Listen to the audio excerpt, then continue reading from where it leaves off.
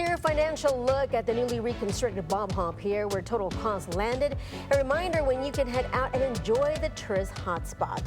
Plus, businesses looking to thrive once again with the reopening of a major artery in town means for financial gain. And a water woes double punch. The quantity is not the only issue we face. We look at the quality of that source, why health experts are concerned.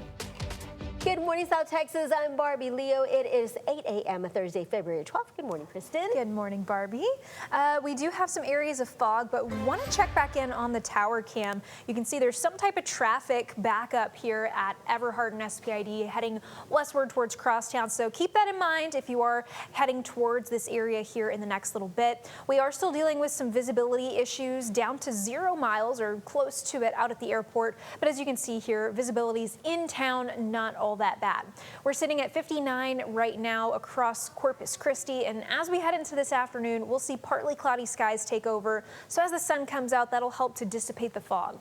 Temperatures this afternoon work into the low and mid 80s across the coastal bend, and into tonight, we'll see mostly cloudy conditions and some areas of fog forming yet again. Temperatures get into the lower 60s as we go into tomorrow morning. Again, areas of fog expected to last for the next couple of hours here this morning. That dense fog advisory going until 9, and then we deal with another round of fog into tonight. Barbie.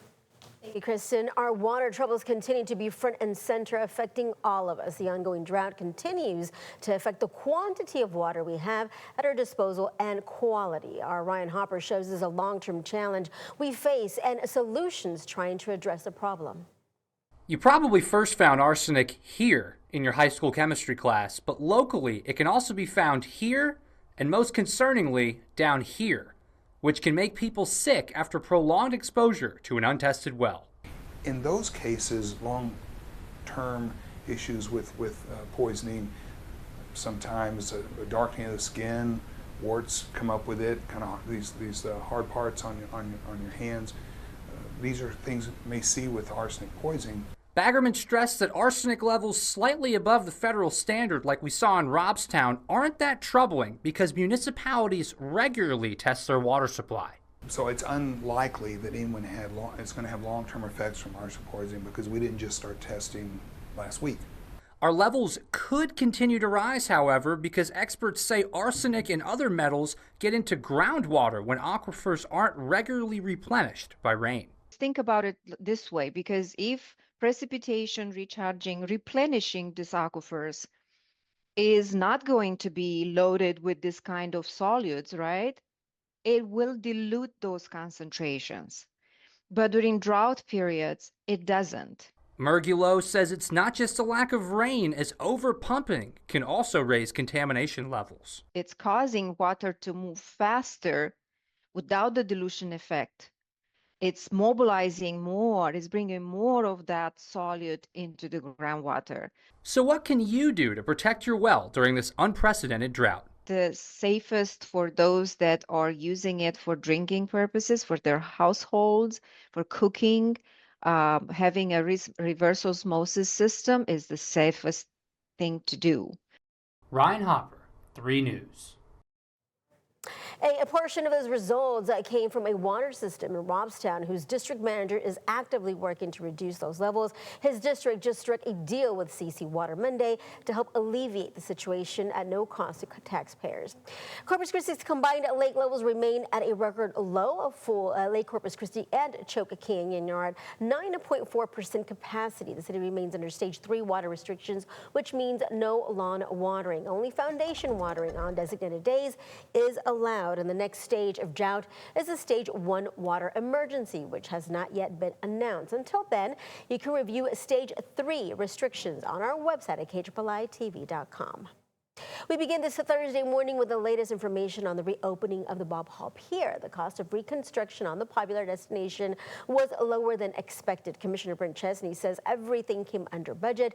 While the pier will not officially reopen for a couple of weeks, there is still some work to do. Now, if you head out there this morning, you will notice crews are already tearing down the secondary trestle used during the construction of the structure. Probably half of it's gone. I mean, they're taking it down as we speak. It will be a continued construction site because we will be building the restaurant in addition to the pier. So there will be some things that'll have to be logistically worked out to where people can have, you know, unfettered access. But we anticipate that. The contractor doing the restaurant knows that. That's not going to slow anything down from people getting on the pier either. It's just going to be, hey, if you know somebody's moving a piece of equipment and they need you to stop for a minute, just like road work, you need to stop and let them move over. But it's not going to delay or it's not going to deny anybody any access during this period of time. During yesterday's Commissioner's Court, a change order was passed for the company working on the pier, and this was for extra work they did. The pier will be open to the public Tuesday, February 24th at 11. And now for another weather update with Kristen. Kristen. Hey there, y'all. We do finally have a dense fog advisory that was issued.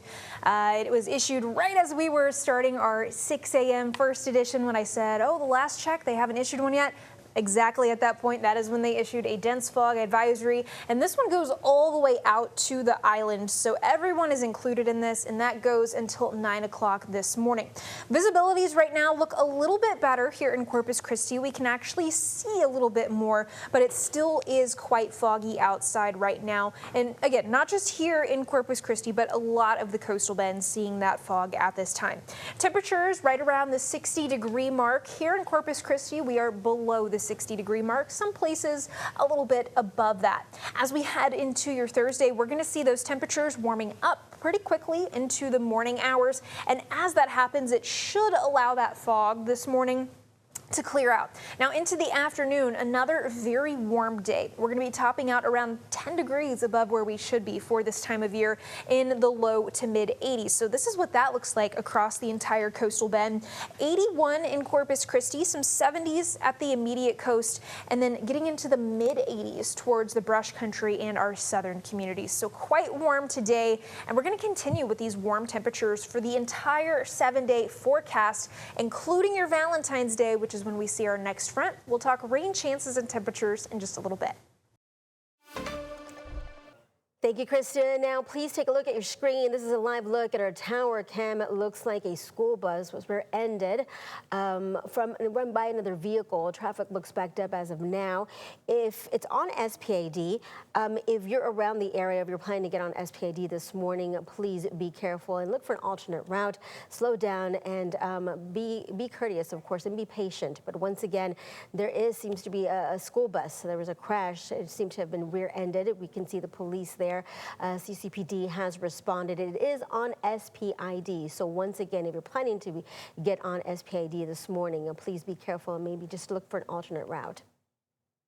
A local program is helping first-time home buyers come dream, come build. Provides down payment assistance and guidance for first-time buyers in the area. We met Miss Sanabria, who has been assisted by the organization since last March. She received $49,000 in down payment assistance to buy her first home, and she says the program took what seemed impossible and turned it into reality. Gracias a ellos, porque sin ellos no pude hacerlo. Siempre se me cerraban las puertas, siempre era algo, pero bueno, hasta ahorita todo muy bien, gracias a Dios y gracias a ellos que cumplí mi sueño y estoy muy feliz por mi casa. Sanabria says that this achievement is more than a house. It's a foundation for her future and a place to call her own. For more information, you can visit our website at KHLITV.com. All right, how much have you spent on Valentine's Day so far? Well, National Retail Federation says Americans will spend $29 billion this holiday. Now, according to the NRF's annual survey, shoppers will budget nearly $200 for Valentine's Day. That includes gifts for romantic partners, family members, and even pets. And of course, the famous Valentine classroom gift exchange. You got to make the boxes well and all of that good stuff. Candy remains the most popular gift, followed by flowers, cards, a night out, and then some jewelry. Don't forget the jewelry. All right. And if you're a planner or procrastinator, it's officially crunch time. Yes, crunch time already for Valentine's Day. Alexis Green was out at Beach and Blooms checking on flowers and prices and what's flying off the shelves this morning. To get a full look at that, you can visit our website at KHLITV.com. A Coastal Bend message with heart to discover the unique works of art connecting us with our community. The call to action to leave it better than you found it.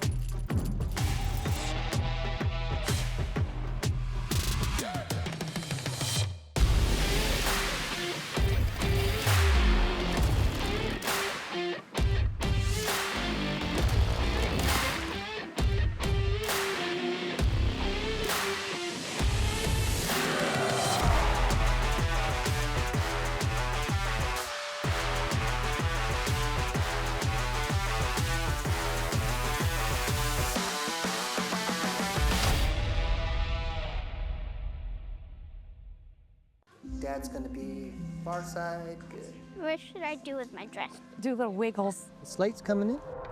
What does it feel like when you're down or having a bad day? It feels sad, like you just don't want to do anything. All my little emotions in my head is just running crazy. I don't know what to do. As a teacher or coach, do you ever feel overwhelmed supporting kids' mental health? I had never experienced players being so down that they can't even participate. He's just in tears in the huddle. I didn't know what to do. Teachers need tons of help. Kids Mental Health Foundation offers educational materials to help guide conversations with our students. It's so important that we are constantly educating ourselves. It's the same as the CPR class to me. We're trying to save a life here. The Kids Mental Health Foundation has free tools and information developed by experts because kids' mental health starts with all of us. Scan the QR code or check out kidsmentalhealthfoundation.org to get started.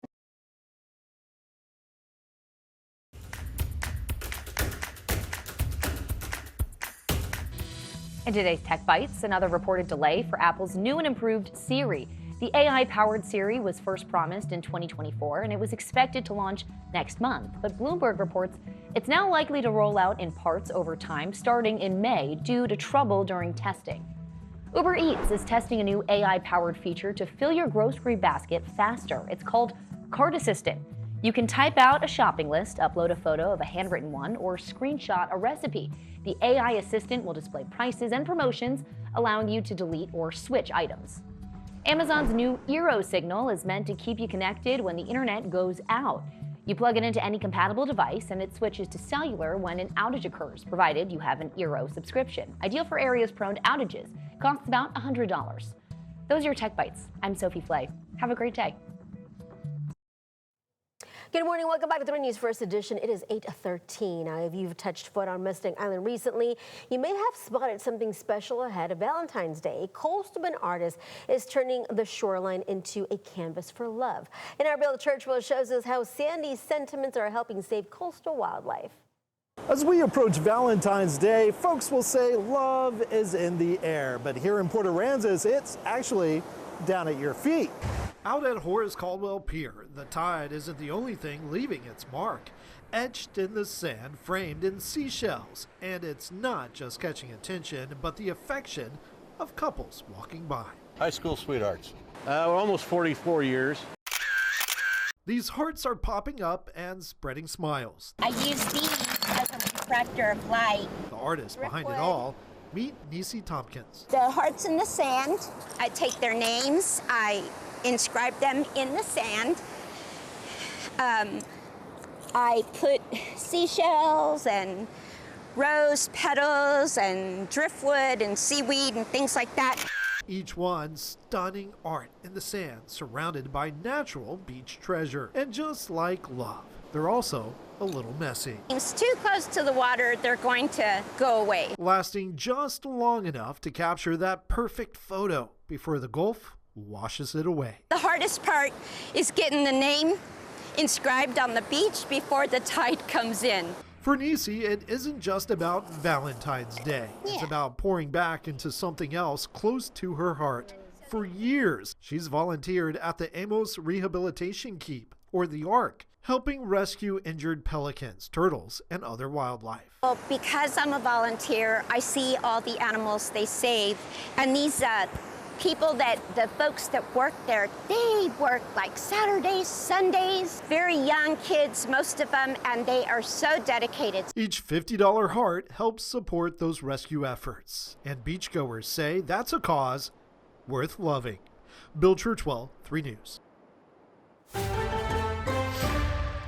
Hey there, y'all. Meteorologist Kristen Walla here. Going to dip into traffic here for just a second. This is a live look at SPID. These are the westbound lanes at Everhart heading towards Crosstown. There appears to be some sort of accident with a school bus and another vehicle in front of it. We can see at least 2 ambulances, police blocking the center and possibly the left lane as well, possibly another fire truck behind it. So you can see traffic going down to 1, if not 2 lanes backed up, likely all the way past Staples, if not to Airline. So a big slowdown on your morning commute this morning if you are heading on SPID westbound. Now, in terms of weather, what I'm usually here for, we do have some fog. It doesn't look like that was a contributing factor. It's been pretty clear here in town for the last little while, but out towards the airport where our visibility reading is, that visibility is down pretty low. Otherwise, temperatures are in the 60s, and we do have a dense fog advisory that's going to go for about the next 45 minutes, and that encompasses the entire coastal bend because, as you can see, there is a lot of fog around. Our visibility likely closer to what the Naval Air Station is seeing out towards Flower Bluff. Again, this reading is out at the airport on 44. So anywhere that has red or a quarter-mile visibility or less, which is many places, that qualifies as dense fog. Really, the only place not dealing with visibility issues at this time is Freer. Temperatures across the board in the 60s. Aside from the fog, it is pretty quiet outside and not too much to talk about. In terms of the forecast for today, we'll see a mix of clouds and sunshine with a stray shower, high temperatures topping out in the low to mid 80s. Into tonight, we do that fog all over again. We'll see another round of it. Temperatures tomorrow morning in the low 60s as well, and we start off on the cloudy side of things again.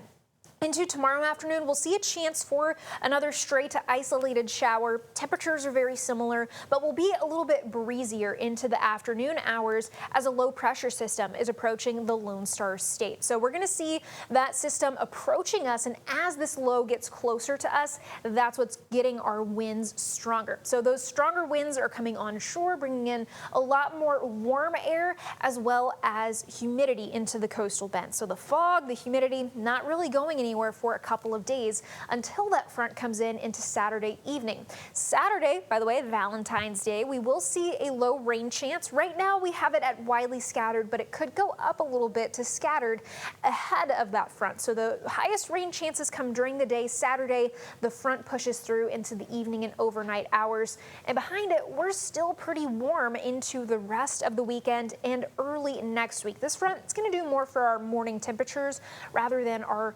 afternoons. So pretty much every day staying in those low 80s, widely scattered showers again possible for your Valentine's Day. Hopefully not going to ruin any outdoor plans. Maybe you have a picnic on the beach. Just do your best to keep up with the forecast and keep an eye on the radar for your Saturday.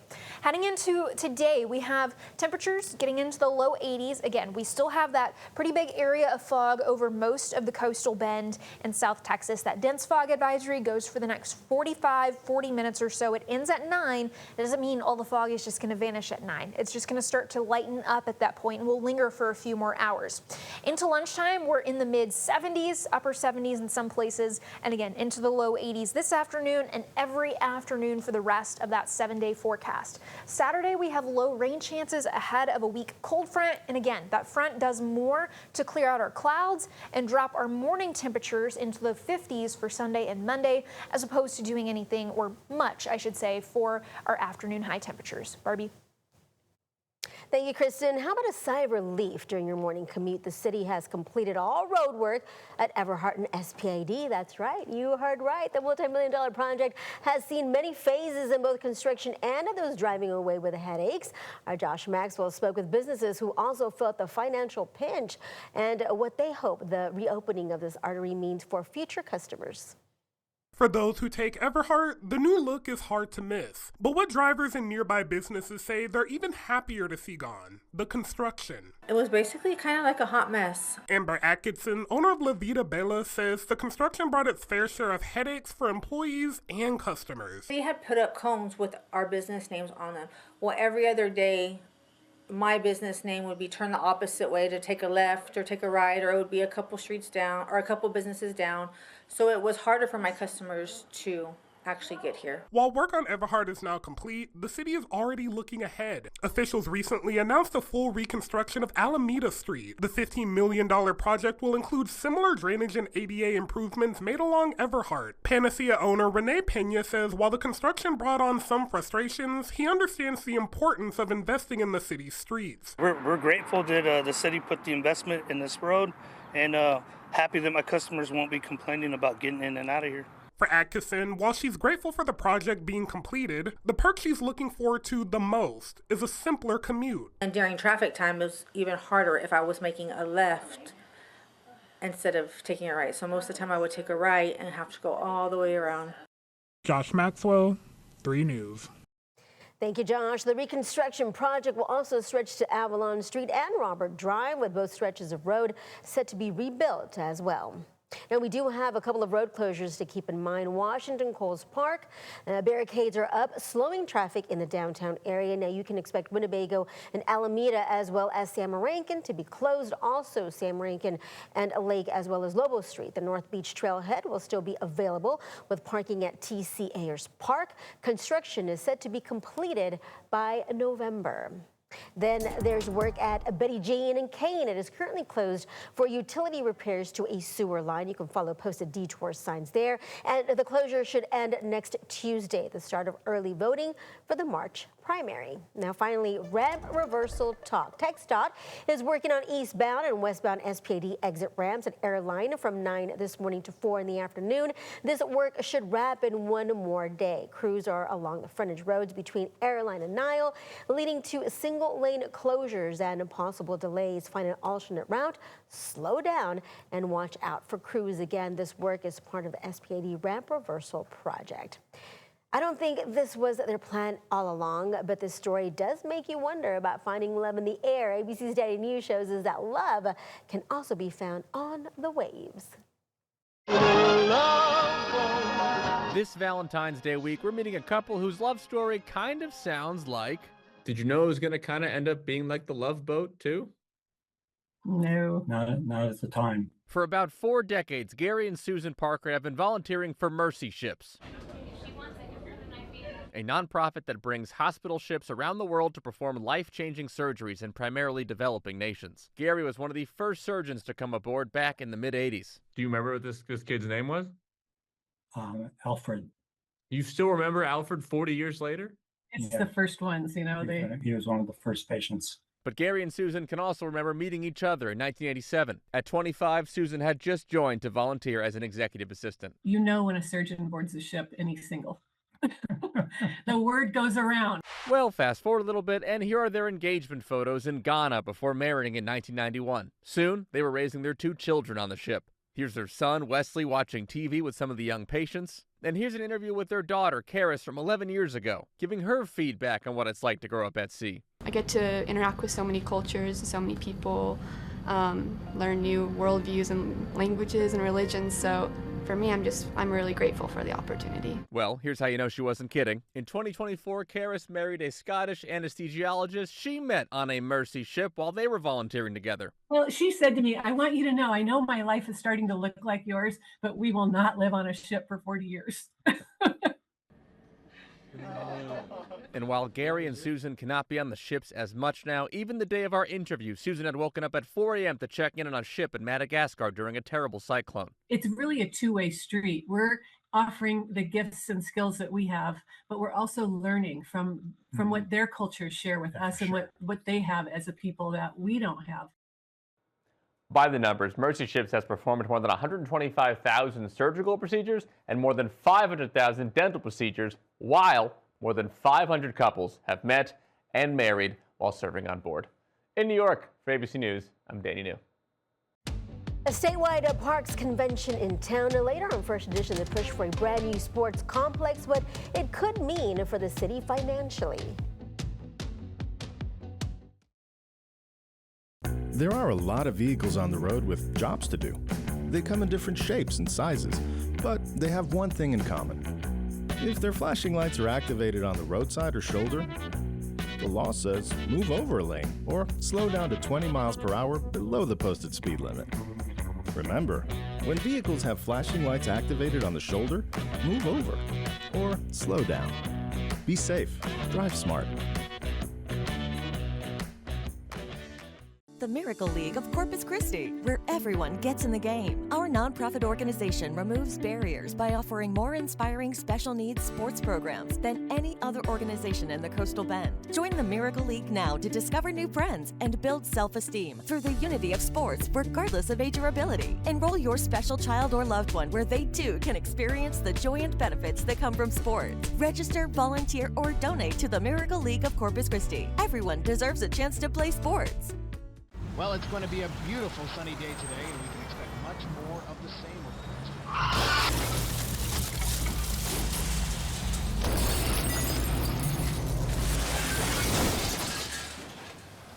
week. Motorcycles are not invisible, but they can seem that way to drivers who aren't paying close attention.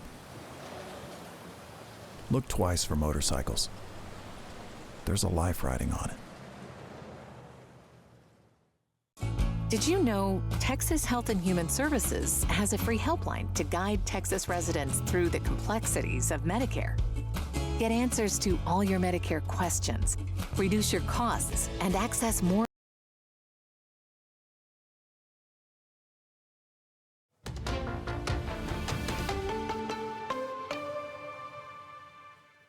Good morning, South Texas. I'm Barbie Leo. It is 8:27. Hey there, y'all. I'm meteorologist Kristen Walla. Before we jump into the forecast, a real quick update on traffic. We do have SPID closed at Everhart. Motorists are being diverted to get onto the feeder road. It's backed up all the way to Staples by La Palmera Mall. So just keep your eyes out if you are driving through this area. Again, this is SPID westbound. Temperatures right now 60 and foggy in some areas. Barbie.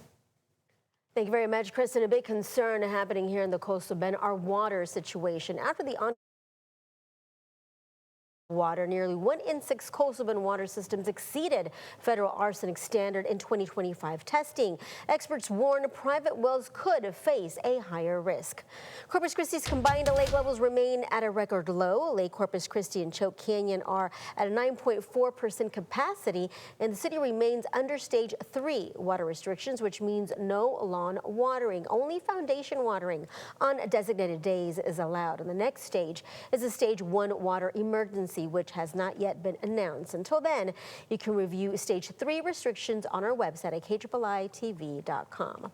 Now, we do have a couple of road closures to keep in mind. Washington Coles Park, their barricades are up, slowing traffic in the downtown area. Expect Winnebago and Alameda, as well as Ram Rankin, to be closed. Also, Sam Rankin and Lake, as well as Lobo Street. The North Beach Trailhead will still be available with a parking at TC Ayers Park. Construction is set to be completed by November. Please stay with 3 News on air and online by going to your smart TV, searching KIII, and streaming away. Have a great day.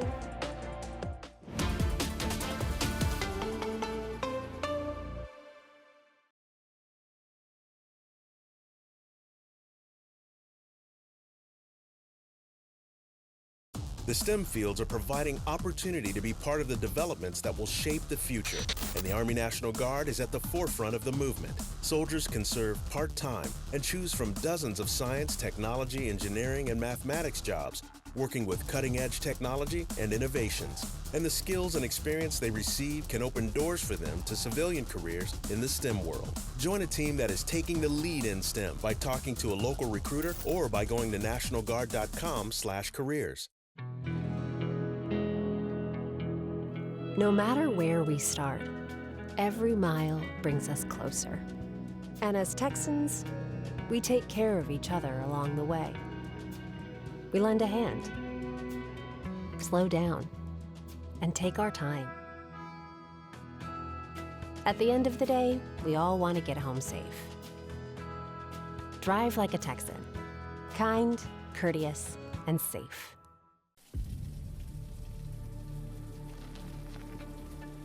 It's not always easy to see how dangerous water is on the road.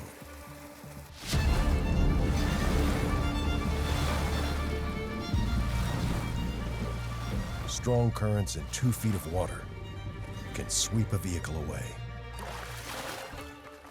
Don't chance it. Turn around. Don't drown. It's hard to really come to terms with dementia. There are little things that you can't even begin to plan for that happen that you need the early diagnosis for.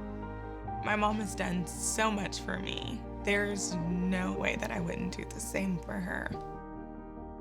It's so important to have the conversation with your doctor earlier because you just do not know what the future holds.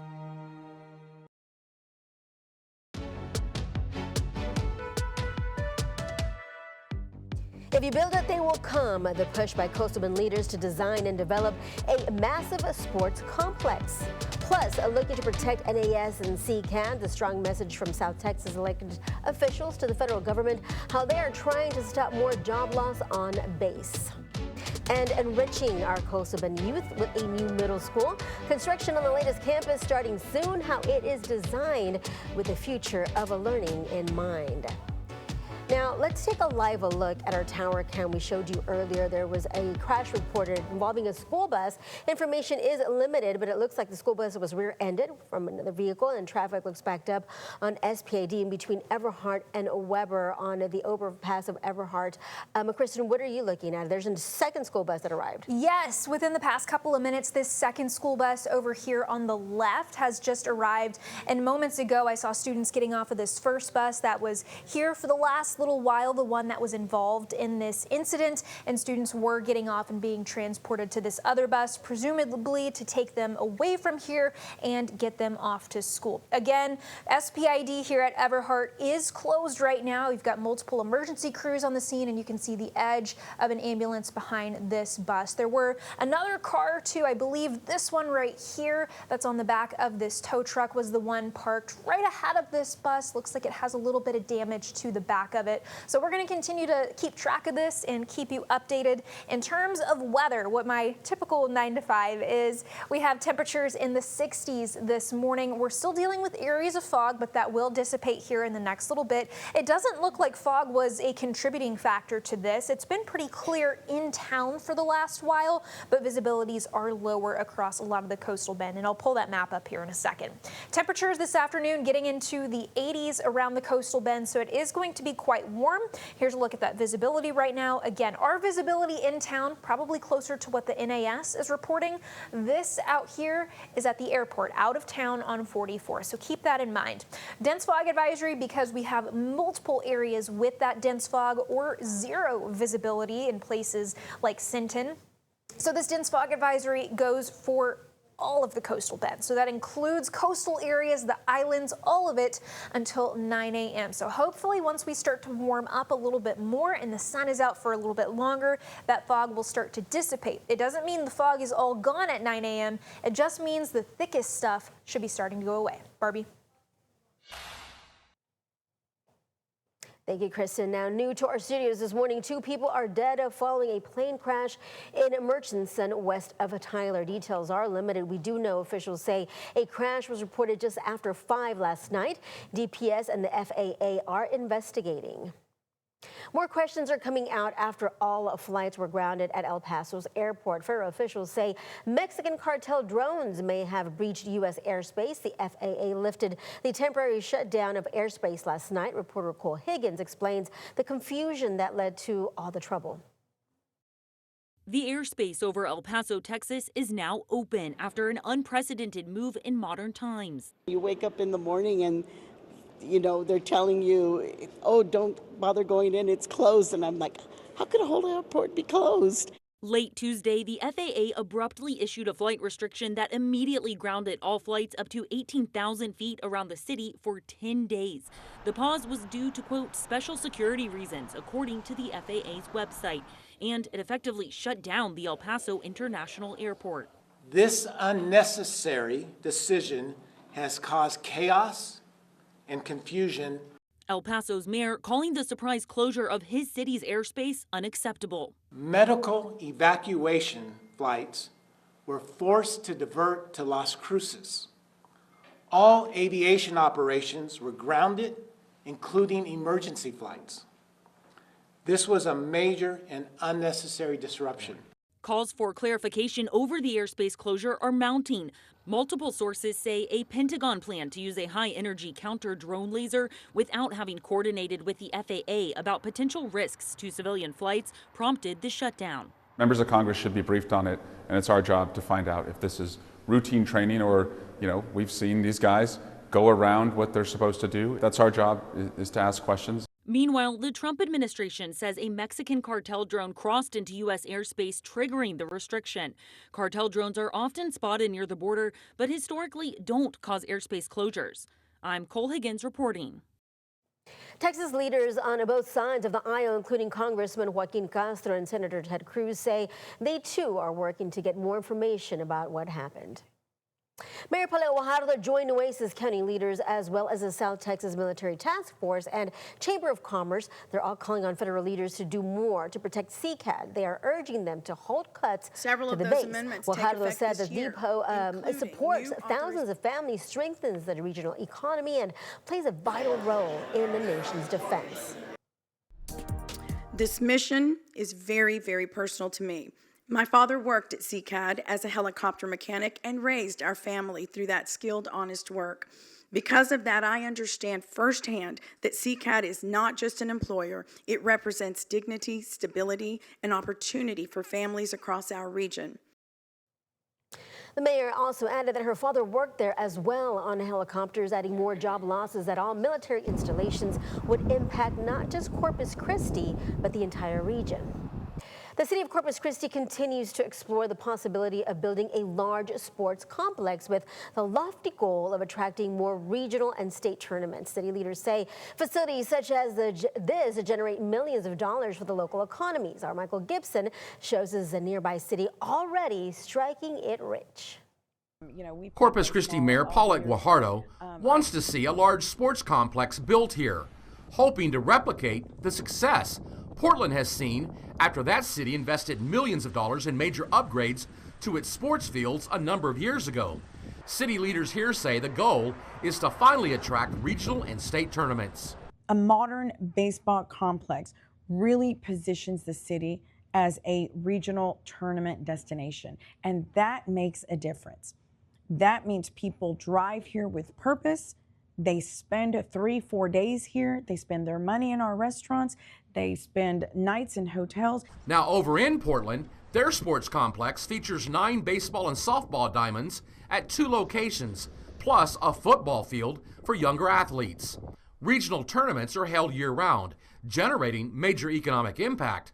I spoke with the general manager and assistant general manager about the facility's true success. Right now, the estimated economic impact that we have right now is $12 million is what we're projecting for 2026. Assistant General Manager Emily Crabtree says the complex has also kept local families from having to travel elsewhere for tournaments while attracting teams from across the state. We're able to bring the outside cities like San Antonio, Houston, the Valley, those are the big ones that surround us, to actually come here and play. This week, the Texas Recreation and Park Society is holding its convention at the Hilliard Center. Park directors and city leaders from 170 cities across the state are attending, and many agree sports complexes are powerful economic drivers. We've got trails, we've got playgrounds, we've got swimming pools, but you got to have the sports complex as well. It gets kids active, everybody's on their screen now. The sports tourism industry is huge in the state of Texas, and that is one of our largest economic drivers. Michael Gibson, 3 News.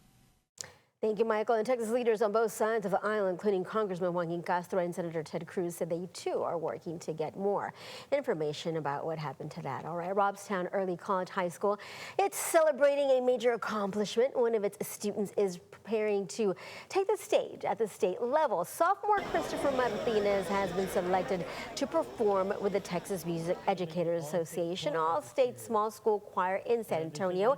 He's one of just 112 students chosen from across the state after a rigorous multi-round audition process. Now, Martinez says he's honored to represent Robstown and is ready for the challenge. My plan right now is just to learn as much as I can. I'll be with a lot of other experienced musicians, and I'm just excited to learn more and get better as a musician. We're so proud of what he accomplished. At the beginning of the year, he said, "Mr. Papard, my goal is to make the All-State Choir," and he did it. Now, after graduation, Martinez plans to attend the University of North Texas and become a music educator. He's using this achievement as a first step toward that future. Congratulations. And a new junior high campus for Tolosa Midway ISD is underway. This comes after land disputes delayed the project, funded by a recent bond using eminent domain to secure the property. Now, our Natalia Ozuna shows us how construction is set to begin this spring and what educational resources will be housed within. Oftentimes, nothing good comes easy, and Tolosa Midway ISD's new junior high campus is no exception. Behind us is LyondellBasell, the plant there. And then you've got another plant to the south of us. And then you look in the distance and you can see Flint Hills and all the refineries right there. And there's a plane that's going into a landing there at the airport. So really, we're confined in where we can build. Patrick Hernandez oversees the district's operations. He says the surrounding industrial area and school regulations made it difficult to secure the ideal piece of land for the campus. Superintendent Steve Van Maitre says the process involved eminent domain with a large landowner in Victoria. It's not the Texan thing to do for government to take land. And we tried everything humanly possible to find alternative sites. Van Maitre emphasizing that was a last resort, saying the district paid $2 million for 40 acres. We're budgeting for around $83 million in construction costs, and then there'll be another 10 to 15% in what we call soft costs, which will make it close to a $100 million facility. But boy, is it going to be nice. So why build a brand new campus for just 7th and 8th grade? Principal Connie Tierney breaks it down. 6th, 7th, and 8th grade, we have about 920 students, which is very large for our hallways. We've really outgrown our space. Working with architects and ensuring her students and teachers get what they need, Tierney has been involved throughout the process. The building is nice, but being able to restructure, our education and the way we format everything is really going to be most beneficial to students. Natalia Osuna, 3 News. Thank you, Natalia. The superintendent says construction is set to begin in April. The new building is expected to welcome its first classes in fall of 2028. All right. Reppin' USA, the medal count so far. Who is striking gold in Milan?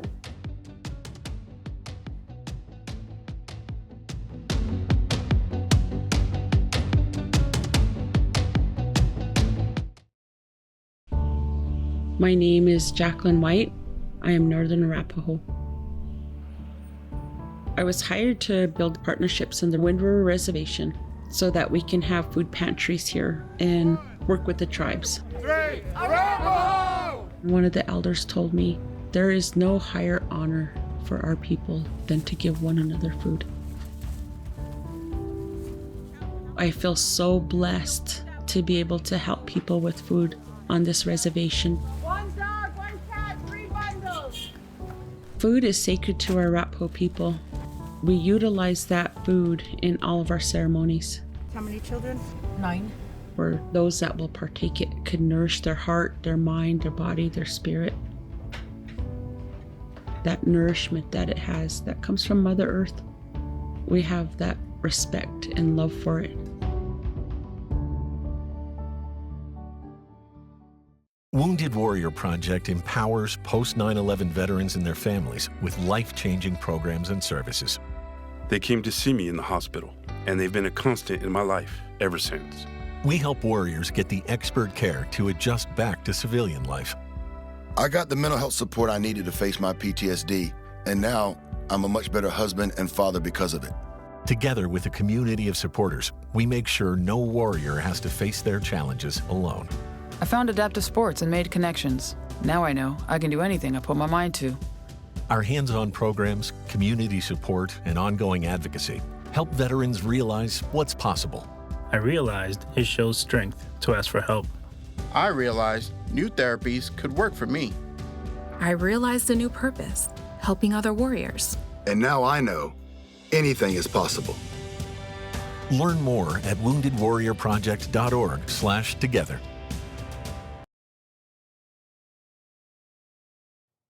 Good morning on this Thursday. Welcome back to the News First Edition. It is 8:45 on 3 News Plus. Thank you for joining us. We're heading out to the slopes where Team USA's medal count is continuing to rise. ABC's Dave Packer introduces us to the rising star taking on the ice and married figure skaters securing silver. Team USA doubling its Olympic gold today in Milan Cortina and climbing to the leaderboard with 12 total medals, only one behind Norway and Italy. The U.S. now with 4 gold medals, including Wisconsin speed skater Jordan Stolz, who showed he was the big cheese on the ice Wednesday. The 21-year-old winning the men's 1,000 meter. He's seen as a favorite to take home 3 more medals before the Winter Games are over. It's hard enough just to get 1 gold medal, but one is, it's huge. And for me, just being able to win one and doing it in the 1,000 meter, you wait 4 years to be able to do it. It means a lot, so I'm happy so far. U.S. husband and wife duo Madison Chalk and Evan Bates taking silver in the ice dance final. They took gold in team skating on Sunday. We couldn't have skated any better, and we're super proud with how we took the ice, how we handled ourselves every time, and the rest is out of our hands. On the slopes, 20-year-old Elizabeth Lemley won a surprise gold medal in women's moguls freestyle skiing. Her teammate Jalen Koff taking silver. Also taking silver, U.S. skier Ryan Cochran-Siegel in the Super G. U.S. snowboarder Chloe Kim is now eyeing a record 3rd consecutive gold medal in the halfpipe. She topped the leaderboard Wednesday to advance to the finals Thursday. Also on Thursday, U.S. skiers Breezy Johnson and Jacqueline Wiles look for more medals in the Alpine Women's Super G. And U.S. men's hockey takes to the ice for the first time against Latvia. Dave Packer, ABC News, New York. The USA definitely representing out there in the Olympics. Oh, yeah. Have you been keeping up with it? I haven't. Just whatever pops up on social media. The only thing I keep up with is Ilya Malnin. Okay. Quad God. He's awesome. Yes. I think my daughter is a fan as well. Well, she loves the Olympics. She gets home just wanting to watch. So, yes, it's good. Figure skating, definitely my favorite. Do you have a favorite event? Figure skating. Yes. Because I like that it looks cool. Yes. But it doesn't feel cool here. Yeah, no, definitely. It is not ice skating weather here at all. We have temperatures in the 60s. Here's a quick checkup on SPID. The scene of that incident, that accident, has been cleared. The roadway now open, traffic going smoothly. So good to go back to this area. Again, that was SPID westbound earlier, a accident involving a school bus. 65 right now, and we're still dealing with areas of fog out towards the airport and a little bit farther inland. So that is where our visibility reading is coming from. But you can see here in Corpus Christi, the visibility isn't all that bad. We do have a dense fog advisory that's going to expire here in the next 15-20 minutes or so. That includes the islands, coastal areas, and everywhere inland. So this is what we're dealing with right now. Visibilities are starting to improve in Corpus Christi, but we still have this strip of dense fog from Beeville all the way down to Kingsville, where visibilities are pretty much at a quarter of a mile or less. And other places also still seeing lowered visibility, like Port Aransas, Rockport, and over towards Hebronville as well. So take it easy, take it slow on the roads this morning. Temperatures are currently in the 60s, and as we continue to warm up, we'll see that fog continuing to dissipate. Again, it'll stick around for a little bit longer than when that dense fog advisory expires at 9, but hopefully after that happens, it'll be going away pretty quickly. Into this afternoon, we've got a mix of clouds and sunshine, a stray shower chance, and high temperatures in the low 80s. A very cut and paste forecast for tomorrow. We start off with areas of fog, temperatures in the lower 60s. So that's similar to today, and then tomorrow tomorrow, the main change is going to be that it's a little bit breezier. We'll see winds of around 10 to 20 miles per hour, and the rain chance is a little bit higher, closer to isolated rather than stray shower. Temperatures, though, very, very similar. The reason we're going to be getting windier and breezier is this low pressure system moving through the central plains. That's going to bring our next front down to the coastal bend, and as it gets closer to us, it's bringing our wind speeds up, and those winds are coming onshore, meaning we see warmer and more humid weather here in the coastal bend. We will see a low rain chance widely scattered on your Valentine's Day ahead of that front, and then the front makes it through the coastal bend into Saturday evening, Saturday overnight. Behind it, we have clear skies and still warm temperatures. What this front is going to do is more so bring us that low rain chance and give us a little bit of relief for our morning temperatures, not so much the afternoons. So for your Saturday Valentine's forecast, keep an eye on the radar, keep up to date with those rain chances, but it shouldn't be a washout by any means. High temperatures for Valentine's Day in the low to mid 80s, and that's about what we're going to be seeing just every single day here, really. 81 in Corpus Christi today, a little bit warmer farther inland, and again, here are those low 80s every single day, including Valentine's Day, President's Day, and Ash Wednesday. That one looks to be the warmest on our 7-day forecast. Barbie. Thank you, Kristen. At one North Texas high school, teachers begin their work week with a little extra pep in their step. A student-run coffee shop is serving up more than just lattes. It's building confidence, teaching life skills, and putting big smiles on some very proud faces. It's a busy morning in Ms. Beck's classroom. It's crazy hour. Hi, my name is Hannah. Welcome to Champachino's. Thank you for visiting. Champachino's is a coffee shop for teachers run by students with disabilities. What can I get for you? Teaches them all a bunch of life skills. We have a greeter, a menu passer, and money passer, and then we have a cashier, and then the barista. What can I get for you? Shiloh Smith is the barista with a smile, taking all the orders. So busy. She loves to talk to everybody. You pay a little bit, please. Okay, can I get a high five or a hug? Hug. Mom. Her mother sees the change it has made for Shiloh. Seeing just her confidence grow and getting to come to school every day and show people her strengths and her gifts. She's such an outgoing girl, and getting the opportunity to greet everyone every day, I just see what a smile it puts on her face every week. I think they were all really nervous to start, but I think now that they see like all the teachers come, and all the teachers I think look forward to it every Monday, it's just like such a great thing for them to experience. This experience is possible because Beck received a local grant that covers the cost of all the supplies. How neat for Champachino's to be a program that was developed by Erica to think outside the box. She didn't have to worry about funding because she applied for the La Fiesta Teacher Innovation Grant, and the La Fiesta approved it and gave the funding for it, and she's off running with a fantastic program. Be careful, it's hot. A program Beck hopes shines a light on the abilities her students have rather than their disabilities. Champachino!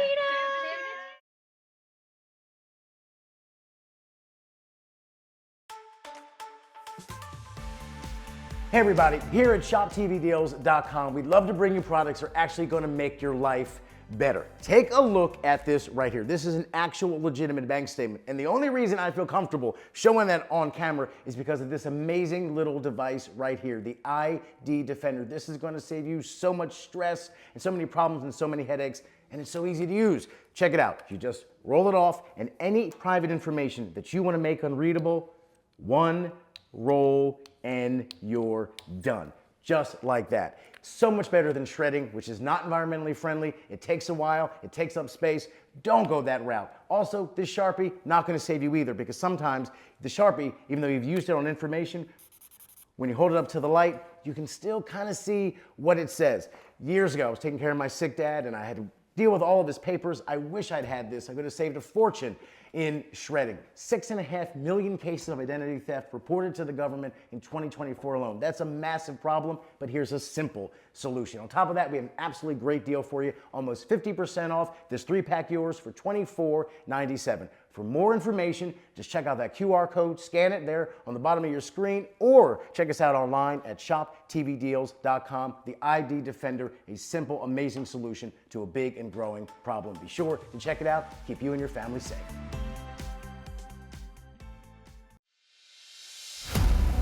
Everyone loves a champion, someone whose performance puts them head and shoulders above the rest. But not all champions wear a medal or hoist a trophy. At the U.S. Center for Safe Sport, we see champions everywhere we look. In every sport, on every court, we're building a foundation to ensure all athletes are safe, supported, and strengthened. We believe abuse can be prevented by taking a hard look at how we coach, how we train, and how we interact after the last whistle. We've provided millions of safe sport trainings to coaches, athletes, and sport allies. At the U.S. Center for Safe Sport, we're shifting sport culture because every athlete deserves to compete free from abuse.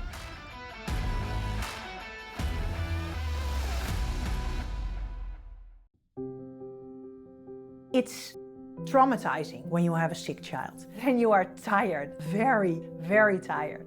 The Ronald McDonald House is next to the hospital. They have a washing machine, kitchen, nice bed, but it's also being with parents of other children that are sick. It's very important for healing yourself. And when you are healthy, you can take care of your child.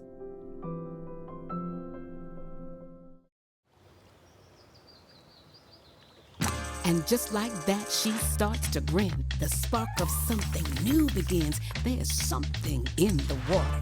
On her own, she's in the zone. Resilience building in her bones. There's something in the water. On and off the boat, she flies. A force of nature on the rise. There's something in the water.